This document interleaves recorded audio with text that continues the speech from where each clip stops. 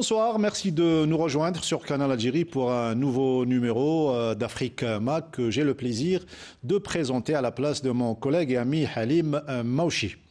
Et pour commencer le magazine de ce soir, prenons la direction de l'Afrique centrale, une région dont les richesses sont inouïes, mais qui pourtant connaît un problème grave d'insécurité alimentaire et qui importe la majorité de ses produits de base. Un atelier régional s'est donc tenu pour répondre à cette situation qui menace les pays de cette région du continent. Les études et les enquêtes menées dans la région afro-centralienne sont alarmantes. L'augmentation du taux des populations sous-alimentées est de l'ordre de 144% selon les experts de l'Union africaine. Une réaction dans l'immédiat s'impose afin de changer ce profil négatif, paradoxalement aux potentialités naturelles de l'Afrique centrale. Et pour dire les choses de façon simple, essayer de commencer à résoudre le problème qu'on a en Afrique centrale de l'insécurité alimentaire, qui s'exprime à travers l'importation de près de 80% de nos produits alimentaires de base. Cette formation de 35 participants des États membres de la CEAC s'inscrit dans l'élaboration d'actions concrètes des politiques de développement durable. Il est important qu'on organise cette formation. Nous avons commencé avec la Commission économique de l'Afrique centrale et c'est la raison pour laquelle nous sommes ici à Libreville pour 3 jours de formation qui va regrouper les experts dans le domaine de la nutrition et de la sécurité alimentaire. La production des rapports exhaustifs faisant état des besoins réels et très attendus des partenaires financiers. Nous organisons cet atelier financièrement et aussi techniquement et nous essayons de faciliter cet atelier dans la manière concrète. L'amélioration de la situation alimentaire et nutritionnelle est urgente. En Afrique centrale, la région connaît le taux le plus élevé de sous-nutrition de l'ordre de 30% au sein des sous. Retour à présent sur le naufrage du navire Esther Miracle le 9 mars dernier au Gabon et dont le bilan est de 21 morts, 16 portés disparus et 124 rescapés. Loin des remous de l'enquête pour déterminer les responsabilités dans ce drame, un dispositif de suivi psychologique a été mis en place pour accompagner les rescapés de cette catastrophe maritime. Ils prennent les marches les unes après les autres. Mike et Cohen sont ce qu'on appelle communément des miraculeux du naufrage du bateau Esther Miracle. Ces jeunes footballeurs et rescapés de l'incident sont pris en charge à la section psychologique au sein du centre de santé des gens de mer. Les victimes affluent parce que vraiment ils se sentent mal en fait. Ils sentent le besoin de verbaliser, d'extérioriser et ils demandent en fait vraiment que l'État, que nous les psychologues, nous venons leur donner tout le soutien possible. Regard vide. Ce jeune homme a encore à l'esprit les frasques de l'événement dramatique auquel il a survécu. Alors, la dernière fois, vous me parlez d'un manque de sommeil et d'une réjouissance de ce que vous avez vécu. Depuis le naufrage, je disais la dernière fois que je n'arrivais pas à dormir seul. Voilà, je dors avec mon grand frère. Voilà. Donc, lorsque j'arrive dans ma propre chambre, j'arrête la lumière, je ne peux pas. Donc j'ai déserté ma chambre pour retrouver mon grand frère. Le service de santé militaire associé au staff et aux volontaires de la Croix-Rouge gabonaise assure le suivi psychologique des rescapés sans distinction. La dernière fois, vous nous avez dit que vous ressentez, vous avez des flashbacks, des images qui vous reviennent de l'incident. Il y a des vieux papas, des vieilles mamans, vraiment nos papas, nos mamans qui nous criaient à l'aide. Nous étions obligés encore de ressortir. Donc le canoë de sauvetage, essayer d'aider ces vieilles mamans, ces vieux papas, les personnes moyennes. Il y avait même des handicapés. Nous avons essayé, avec d'autres frères aussi, de les mettre en sécurité d'abord parce que nous sommes un peu plus jeunes.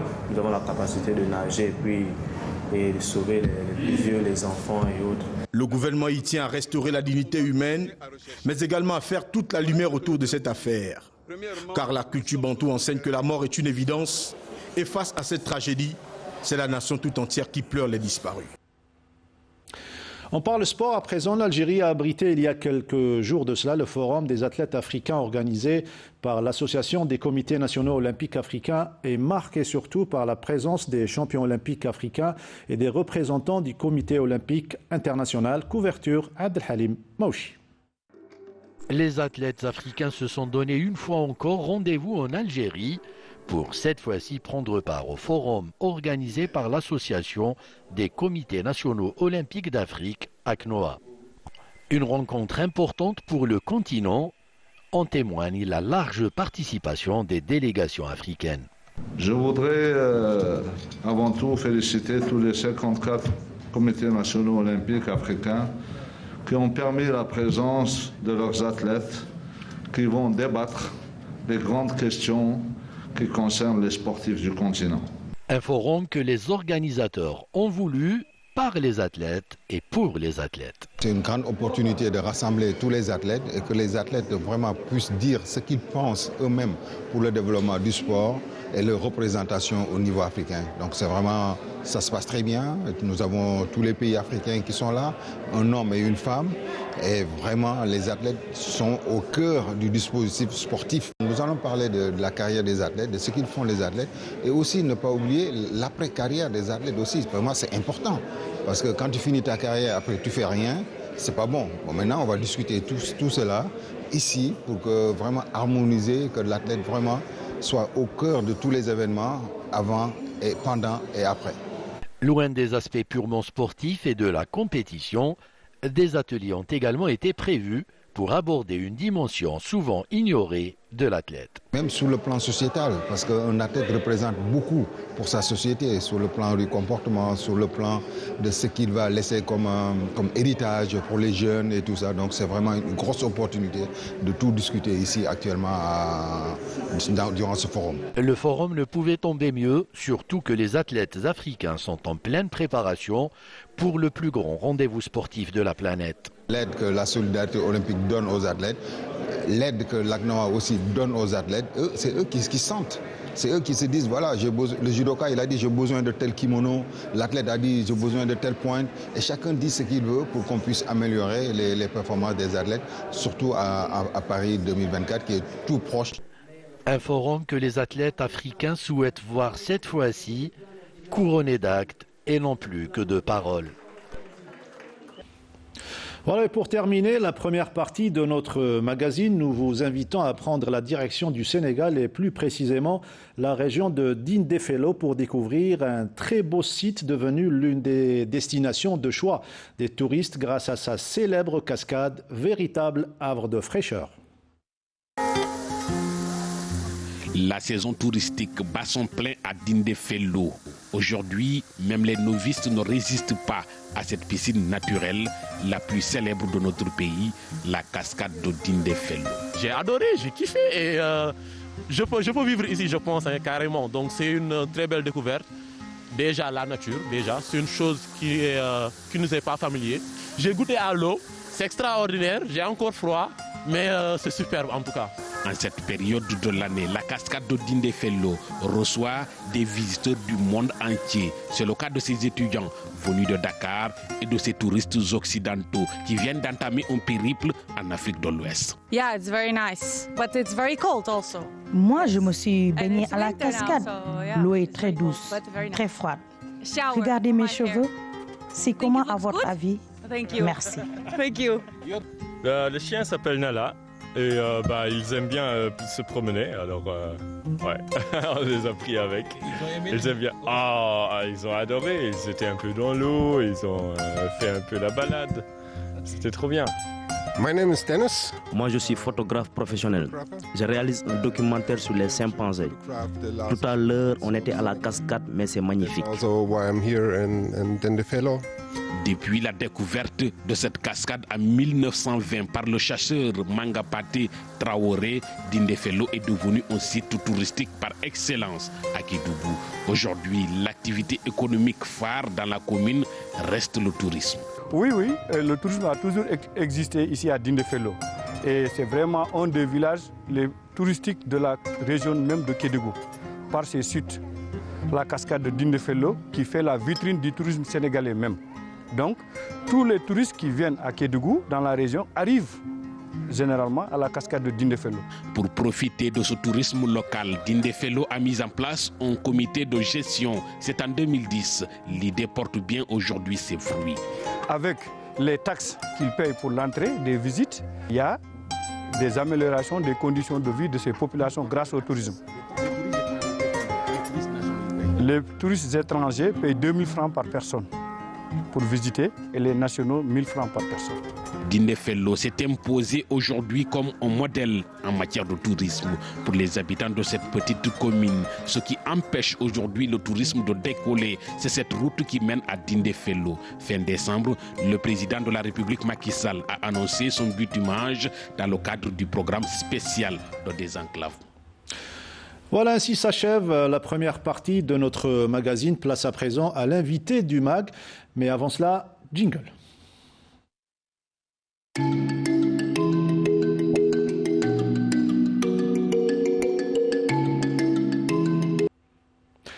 Ce soir, nous avons le plaisir de recevoir M. Florentin Gabongo. Il est conseiller du ministre de la Communication et des Médias, porte-parole du gouvernement de la République démocratique du Congo. Notre collègue Halim Maouchi l'a interviewé pour le compte d'Afrique Mag.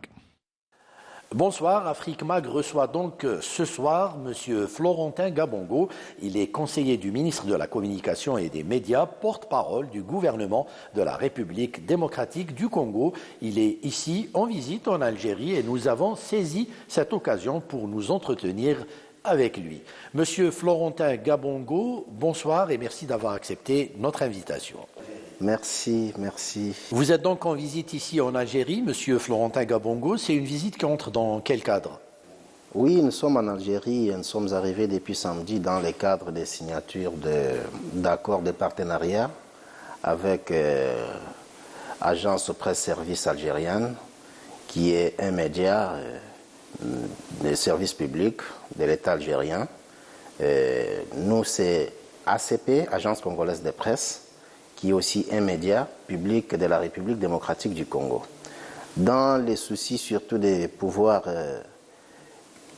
signifier, mais surtout coaliser nos efforts en tant qu'Afrique par rapport aux visions de nos dirigeants, nous avons estimé que les médias seraient la première occasion qui ferait en sorte que l'Afrique puisse se connaître d'abord elle-même, parce qu'aujourd'hui, sans doute, je ne pense pas que la majorité d'Algériens connaissent le Congo, pourtant c'est leur pays africain, et que la majorité des Congolais connaissent aussi l'Algérie. Donc, nous avions estimé, grâce à nos dirigeants respectifs, qu'il serait important que nous puissions d'abord commencer par ces échanges, afin que nous puissions redynamiser et beaucoup plus aller de l'avant avec nos coopérations.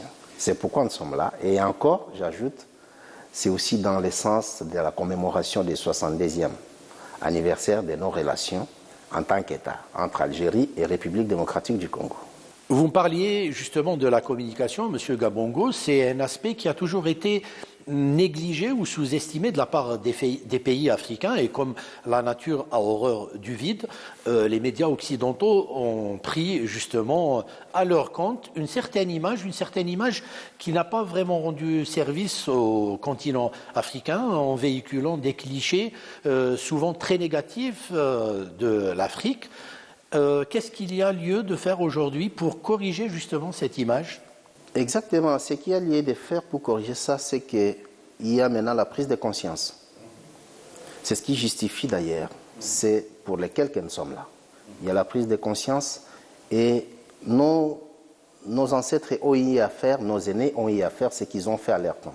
Mais nous avions compris aussi au même moment que les impérialistes ont beaucoup plus eu à faire ce dont nous ne voulions pas, ce qui était contraire à notre volonté, grâce aux médias. Ils ont travaillé à notre place. Ils ont fait ce que nous pouvions bien faire, c'est-à-dire communiquer de nous-mêmes. Nous leur avons laissé malheureusement cette occasion-là de communiquer pour nous.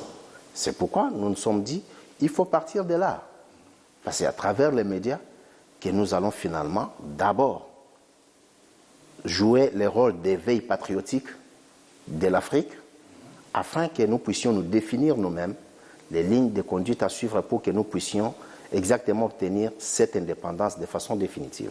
On a toujours eu droit à une image véhiculée justement, comme je le disais, par les médias occidentaux d'une Afrique qui souffre de pas mal de maux comme le sida, les conflits armés, la migration, le paludisme. Sinon, parfois, c'est une image un peu exotique du continent. Que peut-on faire justement pour remédier à cela et donner la véritable image d'un continent qui se construit, d'un continent qui veut avancer? C'est très important et même facile. C'est donc possible, s'il faut que je le dise. C'est possible parce que déjà la volonté est là. La volonté est là et je ne pense pas qu'il y ait quelque chose qui vienne entraver ce dont nous allons nous-mêmes, ce dont on s'est rendu compte et dont on a des objectifs pour y parvenir. Je ne pense pas qu'il y ait quelque chose qui puisse entraver cette volonté-là. Mais beaucoup plus, aujourd'hui là, l'Afrique est là, en train de se réveiller d'une autre façon, et vous allez vous rendre compte. On parle de nous, comme vous le dites, des maladies et consorts. Mais en réalité, ce n'est pas ce que nous sommes, ce n'est pas ce dont on parle de nous. C'est parce que nous avons laissé la place aux autres de communiquer à notre place. Et pour notre compte. Et pourtant, nous pouvions bien le faire. Moi qui vous parle, c'est la première fois que j'arrive en Algérie. J'avais déjà été en Europe et consorts. Mais je me disais, c'est hier que je disais, avant-hier plutôt, que je pouvais même amener mes enfants, ma petite famille en vacances ici en Algérie, que d'aller toujours en Europe. Tout à fait. Parce que je pense, en tant qu'Africain, qu'il faut que je donne surtout ces goûts-là. Il faut que j'offre cette connaissance-là, cette opportunité à mes enfants, comme moi, qu'ils aient aussi ces goûts-là d'aimer l'Afrique. Vous parlez justement de tourisme. Africma, qui est un nouveau magazine lancé par Canal Algérie, hérite de beaucoup de reportages récoltés grâce à une plateforme africaine, justement, celle de l'Union africaine de radiodiffusion. Et ce sont parfois des reportages dédiés à des cartes postales de villes africaines. Et c'est très beau. On a eu beaucoup de bons échos par rapport à ces reportages. Est-ce que, justement, grâce aux médias africains, grâce à de tels échanges de programmes, on peut encourager justement les Africains à aller faire du tourisme dans le continent africain au lieu d'aller chercher ailleurs? Oui, exactement. Exactement. Et d'ailleurs, quand, par exemple, un Africain fait du tourisme en Afrique, il peut avoir l'idée de ce qu'il peut être, sinon de ce qu'il peut bien apporter là où il est. Vous voyez? Alors, moi, je me dis, dans ce cadre, je suis en Algérie, je me dis par exemple que l'Algérie peut être un pays africain qui peut bien aussi communier avec la République démocratique du Congo sur le plan économique. Aujourd'hui, on parle par exemple du réchauffement climatique. Mais pourtant, la République démocratique du Congo, qui est un pays africain, a des potentialités. C'est le premier pays forestier au monde, après l'Amazonie. Allez-y vous rendre compte. Est-ce qu'il faut vraiment que ce soit des non-africains qui viennent en parler aux Africains que nous sommes? Sinon, il faut vraiment que des non-africains qui viennent avec, entre guillemets, prétendus des moyens pour chercher à conserver cette forêt-là. Non, une forêt que nous avons toujours su sauvegarder. Hein. On n'a pas attendu à ce qu'on mais les dividendes, qu'est-ce qu'on en a? Et pourtant, on la sauvegarde pour l'intérêt de l'humanité. Mais au retour. Ces faiseurs de leçons qui eux-mêmes viennent polluer le continent africain. Oui. Ils viennent polluer les continents plutôt africains avec leurs marchés qui ne bénéficient en rien en Afrique. Aujourd'hui, la République démocratique du Congo, c'est une solution d'ailleurs pour les batteries électriques. Nous sommes les premiers pays. C'est nous qui avons la matière. Mais ça doit en principe être une affaire de l'Afrique. Et quant à nos dirigeants, les dirigeants congolais sont même très ouverts pour que l'initiative vienne de l'Afrique. Et notre président de la République a eu à faire le tour pour prêcher au moins cette coopération africaine. Donc, aujourd'hui, si ça concerne la République démocratique du Congo, moi je ne pense pas qu'on laisse la responsabilité à celle de la République démocratique du Congo. Il faut que l'Afrique considère que ce qui arrive à la République démocratique du Congo, c'est une affaire africaine. Donc, c'est de cette façon-là que nous y parviendrons, sans hypocrisie alors.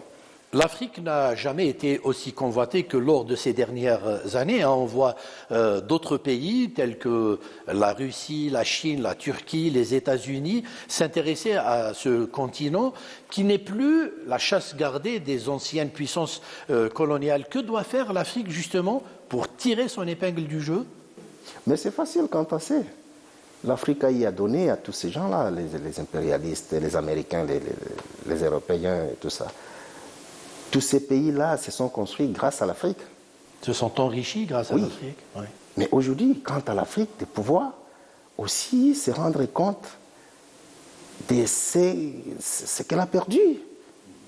Pouvoir récupérer ça. Non, ce n'est pas pour aller réclamer, mais au moins, c'est reconstituer en tant qu'un continent qui regorge maintenant, en réalité, la force internationale, la force mondiale. L'Afrique n'a qu'à voir autour d'elle-même. Ce que demande l'Afrique aujourd'hui, c'est surtout un partenariat d'égal à égal. Exactement, c'est comme l'a dit dernièrement le président de la République démocratique du Congo. Mais bon, ça c'est un éveil exactement. Ça va aussi dans le sens de certains avant lui qui en ont dit, et ils en ont empathie d'ailleurs de leur vie, comme vous le savez. Nombre de dirigeants africains ont perdu leur vie quant à ça, mais aussi ça vaut beaucoup plus de la conscience de la génération que nous sommes. Oui. C'est nous qui devrions nous accaparer de ça en tant qu'Africains. Il l'a dit, il va passer, lui. Oui.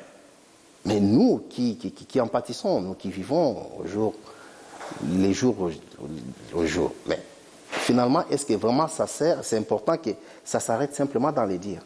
Nous devons avoir cet éveil patriotique, nous devons saisir la balle au bon, nous dire voilà, il ne faut plus que ce soit ainsi. Le partenarialisme doit prendre fin, et de façon réelle. Vous disiez tout à l'heure, M. Gabongo, et à juste titre, que beaucoup de Congolais ignorent pas mal de choses sur l'Algérie et inversement. Alors, disons que pour les Algériens qui nous regardent aujourd'hui, vous êtes un pays très important dans le continent. Vous êtes le deuxième pays en termes de superficie après l'Algérie et le troisième en termes de population après le Nigeria et l'Éthiopie. C'est donc un marché très important. Dites-nous, que peut apporter la République démocratique du Congo à l'Algérie et que peut, inversement justement, apporter l'Algérie à votre pays? D'abord, je vais commencer par l'Algérie. Ce que l'Algérie peut apporter à la République démocratique du Congo, c'est d'abord son modèle de croissance, jusqu'à la preuve du contraire. Son expérience, parce que l'histoire de l'Algérie et celle de la République démocratique du Congo sont similaires. Nos États sont bâtis sur base de révolutions. Vous comprenez? Nous sommes partis, nous aussi, sur base de révolutions. Nous en avions empathie. Depuis 1937, 57, moi-même qui vous parle, je suis de cette tribu qui en avait empathie. En 57, on parle de chez moi de la révolution Pendé. C'est tout un peuple, c'est un dialecte. Donc, nous sommes partis de là et voilà, nous avons une histoire commune, les deux pays, et je pense sur le plan économique, nous avons tout intérêt de pouvoir nous faire confiance et mutualiser nos efforts. C'est très important. L'Algérie a donné à la République démocratique du Congo et la République démocratique du Congo a aussi donné à l'Algérie. Et imaginez-vous quand ça se passe entre nous, c'est que ça fait. Votre économie, rappelons-le, est basée sur l'agriculture et les minerais. Vous exportez beaucoup de produits agricoles. C'est intéressant pour un pays comme l'Algérie d'importer vos produits au lieu d'aller chercher ailleurs. Oui. Oui, c'est vraiment un souhait, c'est même le souci. Nous avons 80% des terres arables. Imaginez-vous. Chez nous, vous pouvez parcourir désert et désert sans trouver un village. Et je vous assure que vous pouvez ne fût-ce que déposer une petite quantité de terre sur cette chaise au Congo, vous y mettez une graine et demain vous trouverez qu'elle a déjà poussé. Un véritable Eldorado. Exactement. Donc, l'Algérie peut aussi, au moins, peut mettre quand même, jeter un coup d'œil sur ces points-là pour chercher à aider la République démocratique du Congo. Vous avez aussi du gaz et du gaz, pétrole. du pétrole. Et je crois qu'il y a, oui, il y a quand du même... gaz, du pétrole, l'Algérie, et c'est qu'elle est grâce à l'exploitation du gaz et du pétrole. Et pourtant, jusque-là, la République démocratique du Congo, qui en a, n'en exploite pas encore. Donc, la République démocratique du Congo peut aussi avoir l'expérience de l'Algérie pour exploiter ses ressources, notamment gaziers et pétroliers. On peut envisager également dans le domaine de la coopération des visites d'hommes d'affaires congolais en Algérie, comme aussi des visites d'hommes d'affaires algériens dans votre pays. Oui, et sur ce point d'ailleurs, j'ai salué en passant l'ambassadeur algérien en République démocratique du Congo, qui n'aménage aucun effort, le docteur Mohamed Yazid Bouzid, qui est vraiment quelqu'un de très actif sur ce point-là, et il y travaille. Rassurez-vous que votre ambassadeur au Congo ne cesse de chercher à rapprocher les deux pays sur ce point-là. Oui. Donc, c'est vraiment quelque chose qui n'est pas aussi étonnante plutôt, et ça va beaucoup plus, ça va aussitôt déjà arriver. Lorsqu'on parle de l'Afrique, on parle souvent des ressources naturelles, mais l'Afrique, ce n'est pas que ça, hein. L'Afrique, c'est aussi la ressource humaine, et on constate ces derniers temps qu'après avoir pillé les richesses naturelles de l'Afrique, on essaye aussi de dépouiller ce continent de sa matière grise.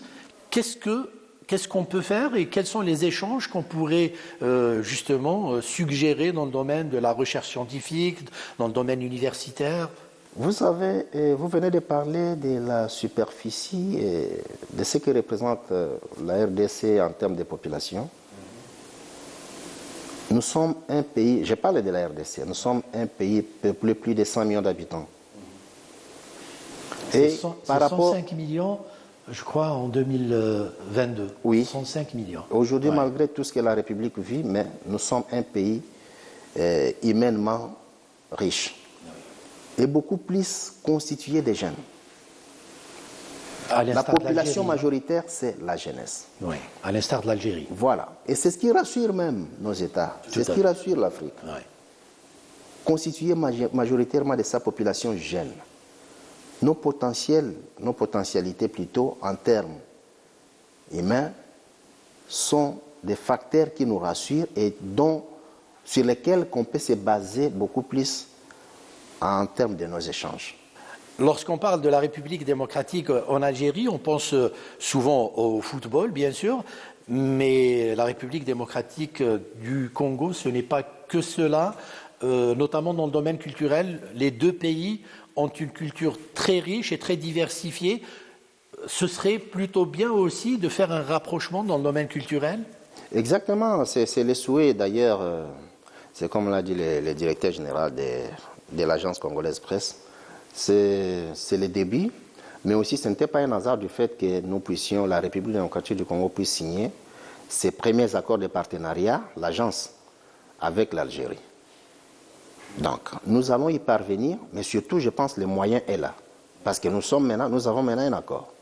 À travers cet accord, il va y avoir beaucoup d'autres choses. Monsieur Gabongo, je présume qu'avec votre programme très chargé, nous devons vous libérer, vous laisser poursuivre votre programme. J'espère que c'est une première, mais pas la dernière. Avant de conclure, vous diriez quoi sur les relations entre nos deux pays? Oui, je suis certain, je suis très rassuré. D'abord, personnellement, c'est la première fois que je viens d'arriver en Algérie. J'ai rencontré, mes frères sont très, très gentils, un peuple très chaleureux comme chez moi. Et d'ailleurs, en ce qui me concerne, je n'attendrai pas que je le dise à vous. Vous ne pouvez que vous informer auprès de ceux qui ont déjà été chez moi. Et je suis vraiment très content et je sens beaucoup plus dans la population algérienne cet esprit-là panafricaniste. Ça m'a réjoui totalement. Je venais d'en parler avec un ami au téléphone, là je lui dis mais non, je pense qu'il faut vraiment compter plutôt plus sur ces pays en ce qui concerne l'évolution de l'Afrique. En tout cas, merci beaucoup, Monsieur Florentin Gabongo, de nous avoir accordé cette interview. Je rappelle que vous êtes conseiller du ministre de la Communication et des Médias. Vous êtes également porte-parole du gouvernement de la République démocratique du Congo. Vous l'aviez dit au tout début de notre entretien. Donc je reviens un peu sur ça. J'espère que vous reviendrez un jour avec votre famille pour faire du tourisme et découvrir ce grand pays qu'est l'Algérie. Alors, permettez-moi de vous dire une fois encore, au nom de toute la chaîne, merci beaucoup. Voilà, ainsi s'achève Afrique Mag. Prochain rendez-vous dans 2 semaines avec Halim Maouchi. D'ici là, restez fidèles au programme de Canal Algérie. Bonne soirée.